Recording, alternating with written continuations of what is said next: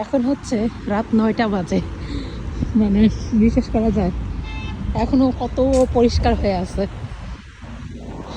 সামারের সময় দিন বড় হলে সন্ধ্যা হইতে হইতে মানে রাতের একদম অন্ধকার হইতে হইতে 10টার মতো প্রায় বেজে যায়। দেখেন এখনো সান আছে, কোনো কর্নারে আছে আর কি। এই যে মানে এখন কি রাত, বিকেল না সন্ধ্যা। সামারের এইটাই হচ্ছে সবচেয়ে বেশি ভালোবাসি।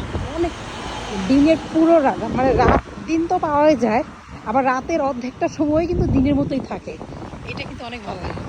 কোথাও বেড়াতে গেলে দেখা যায় আপনি বেড়াতে বেড়াতে ঘুরতে ঘুরতে টায়ার্ড হয়ে যাবেন, কিন্তু দিন শেষ হয় না, কারণ এই যে রাতের একটু সময়টা হচ্ছে দিনের মধ্যে থাকে এজন্য। সারাদিন যে এত রোদ থাকে, তারপরে হচ্ছে এই যে সন্ধ্যার পর থেকে এত হালকা ঠান্ডা বাতাস থাকবে, মনেই হবে না সারাদিন এত রোদ ছিল, গরম ছিল।